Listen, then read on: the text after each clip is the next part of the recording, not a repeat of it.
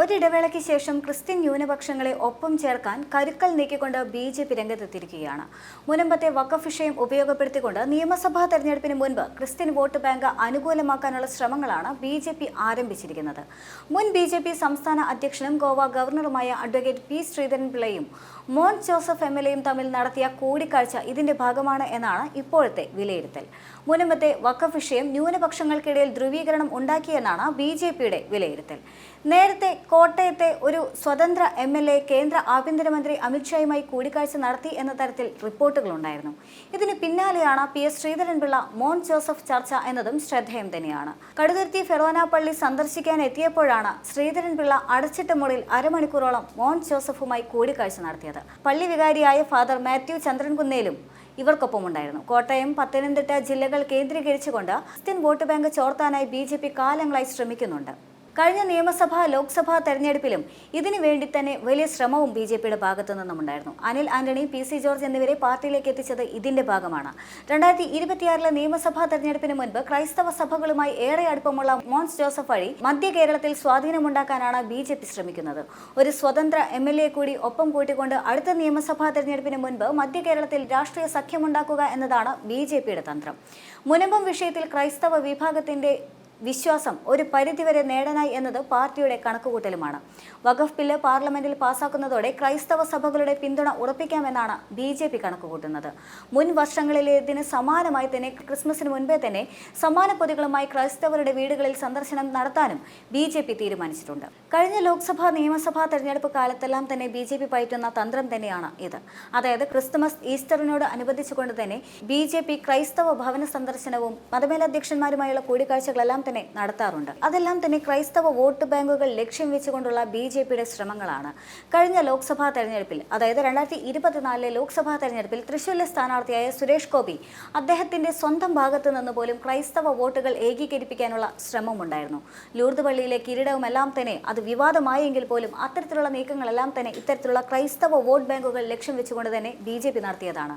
ഇത് കേരളത്തിൽ മാത്രമല്ല, പ്രത്യേകിച്ചും ഉത്തരേന്ത്യയിലും ഇത്തരത്തിലുള്ള നീക്കങ്ങൾ ബി.ജെ.പിയുടെ ഭാഗത്തു നിന്നുമുണ്ട്. കേരളത്തെ സംബന്ധിച്ച് ബി.ജെ.പിക്ക് ഹൈന്ദവ വോട്ടുകൾ ഏകീകരിക്കുന്നതിനേക്കാൾ എളുപ്പത്തിൽ ക്രൈസ്തവ വോട്ടുകൾ ഏകീകരിക്കാനാകുന്നുണ്ട് എന്നതും മറ്റൊരു വസ്തുത തന്നെയാണ്. 2019 ലോക്സഭാ തെരഞ്ഞെടുപ്പിന് ശേഷം കേരളത്തിൽ ബി.ജെ.പിയുടെ സ്വാധീനം ഏറെ കണ്ട് വർദ്ധിച്ചതായും കാണാൻ സാധിക്കുന്നുണ്ട്.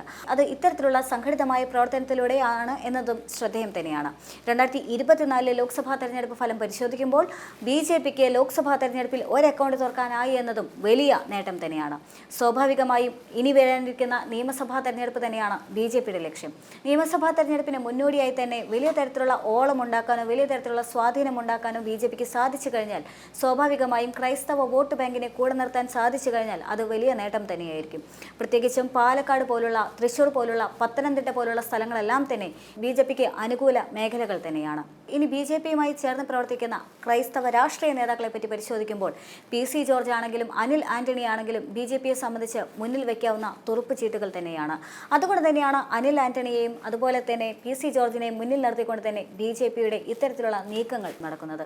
മാത്രമല്ല, ഇപ്പോഴത്തെ മുനമ്പം വിഷയങ്ങളെല്ലാം തന്നെ കത്തി നിൽക്കുന്ന സാഹചര്യത്തിൽ ബി.ജെ.പി നേതാക്കളുടെ ഭാഗത്തുനിന്നും വലിയ തരത്തിലുള്ള വാർത്തകളെല്ലാം തന്നെ വിമർശനങ്ങൾക്ക് വഴിവെക്കുന്ന സാഹചര്യത്തിൽ അവിടെയും ക്രൈസ്തവ പിന്തുണ ബി.ജെ.പി തേടുന്നതായി കാണാൻ സാധിക്കുന്നുണ്ട്. എന്തു തന്നെയാണെങ്കിലും ഇപ്പോൾ കഴിഞ്ഞ, അതായത് 2024 കഴിഞ്ഞ ലോക്സഭാ തെരഞ്ഞെടുപ്പിന് ശേഷം, അതിനുശേഷം കഴിഞ്ഞ ഉപതെരഞ്ഞെടുപ്പിന് ശേഷമാണെങ്കിലും ബി.ജെ.പിയുടെ മൈലേജ് സാരമായി തന്നെ കൂടുന്നുണ്ട് എന്ന് കാണാം. യഥാർത്ഥത്തിൽ പരിശോധിക്കുകയാണെങ്കിൽ ബി.ജെ.പിയുടെ വോട്ട് ബാങ്ക് കുറയുന്നു എന്ന് പറയുമ്പോഴും അതേ തലത്തിൽ തന്നെ ബി.ജെ.പി തങ്ങളുടെ അടിത്തറപ്പാകാനുള്ള തീവ്ര ശ്രമവും നടക്കുന്നുണ്ട്.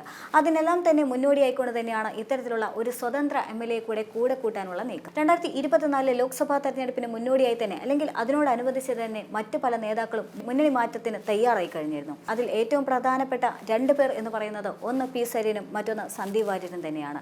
മാത്രമല്ല, 2024 ലോക്സഭാ തെരഞ്ഞെടുപ്പിന് ശേഷം കേരളത്തിൽ നിന്നും കേന്ദ്രമന്ത്രിയായി സത്യപ്രതിജ്ഞ ചെയ്തതിൽ 2 പേരുണ്ടായിരുന്നു.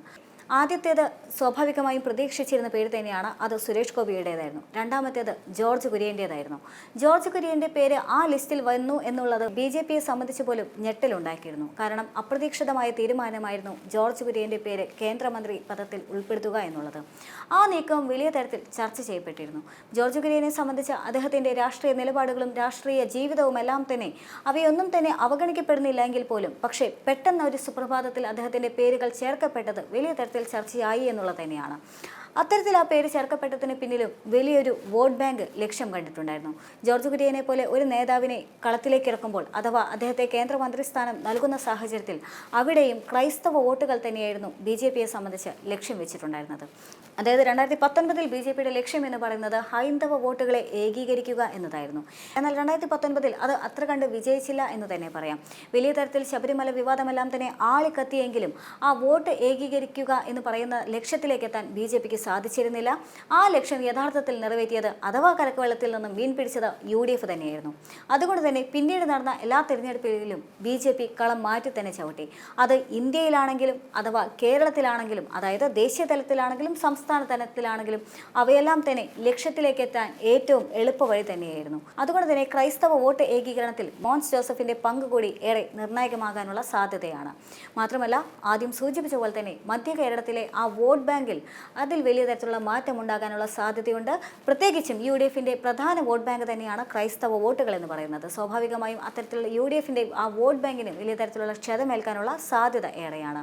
ഇനി 2024 ലോക്സഭാ തെരഞ്ഞെടുപ്പുമായി പരിശോധിക്കുകയാണെങ്കിൽ 2024 തെരഞ്ഞെടുപ്പിനോടനുബന്ധിച്ച് തന്നെ പലതരത്തിലുള്ള മുന്നണി മാറ്റങ്ങളും പല നേതാക്കളും നടത്തിയിട്ടുണ്ടായിരുന്നു. അത്തരത്തിലുള്ള മുന്നണി മാറ്റത്തിൽ അപ്രതീക്ഷിതമായ പല സംഭവങ്ങൾക്കും സാക്ഷ്യം വഹിക്കേണ്ടിയും വന്നിട്ടുണ്ട് കേരള രാഷ്ട്രീയത്തിന്. അതിൽ ഏറ്റവും പ്രധാനപ്പെട്ടത് ഒന്ന് P. സരിന്റെ മാറ്റമാണ്. രണ്ടാമത്തേത് സന്ദീപ് വാര്യരുടെ കോൺഗ്രസിലേക്കുള്ള മാറ്റമാണ്. ഇനിയും കാത്തിരിക്കുന്നത് അത്തരത്തിലുള്ള ഒരുപാട് BJP നേതാക്കൾ കോൺഗ്രസിലേക്ക് വരാനുള്ള സാധ്യതയുണ്ട് എന്നുള്ളതാണ്. കൃത്യമായി പറയുകയാണെങ്കിൽ ശോഭാ സുരേന്ദ്രനും MT രമേശും അടക്കമുള്ള നേതാക്കൾ ഒരുപക്ഷെ കോൺഗ്രസിലേക്ക് വരാനുള്ള സാധ്യതയുണ്ട് എന്നുള്ള വാർത്തകൾ പുറത്തു വരുന്നുണ്ട്. ഇതേ സാഹചര്യത്തിലാണ് അതിന് സമാന്തരമായി തന്നെ BJPയുടെ ഇത്തരത്തിലുള്ള നീക്കവും വരുന്നത്. എന്തു തന്നെയാണെങ്കിലും 2026 നിയമസഭാ തെരഞ്ഞെടുപ്പ് ലക്ഷ്യം വെച്ചുകൊണ്ടുള്ള എല്ലാ മുന്നണികളുടെയും തന്ത്രപരമായ നീക്കങ്ങൾ മുന്നേറിക്കൊണ്ട് തന്നെ ഇരിക്കുകയാണ്. കോൺഗ്രസിനെ സംബന്ധിച്ച് സന്ദീപ് വാര്യരിലൂടെ ഒരുപാട് BJP നേതാക്കളെയും BJP വോട്ട് ബാങ്കുകളെയും കൂടെ കൂട്ടാനുള്ള ശ്രമം നടക്കുന്നുണ്ട്. അത് പ്രത്യേകിച്ചും പാലക്കാട് ലക്ഷ്യം വെച്ചുകൊണ്ട് തദ്ദേശ തെരഞ്ഞെടുപ്പിനോട് അനുബന്ധിച്ച് തന്നെ K. മുരളീധരന്റെ നേതൃത്വത്തിൽ സന്ദീപ് വാര്യരെയും കൂടെ കൂട്ടിക്കൊണ്ട് ആ നീക്കങ്ങൾ പുരോഗമിക്കുകയാണ്. LDFനെ സംബന്ധിച്ച് ഇപ്പോൾ P. സരിനെ കൂടെ ചേർത്തുകൊണ്ട് അദ്ദേഹത്തിന് അർഹിക്കുന്നതിലും അധികം സ്ഥാനം നൽകിക്കൊണ്ട് തന്നെ വലിയൊരു മുന്നൊരുക്കം കോൺഗ്രസിനെതിരെ, അതായത് കോൺഗ്രസിനെതിരെയുള്ള ഇടപ്പുറപ്പാടിന് തന്നെ LDFും കളം ഒരുക്കുകയാണ്. അതേ സാഹചര്യത്തിലാണ് കൃത്യമായി സംഘടിതമായി തന്നെ വോട്ട് ബാങ്ക് ലക്ഷ്യം വെച്ചുകൊണ്ടുള്ള BJPയുടെ മുന്നേറ്റവും വരുന്നത്.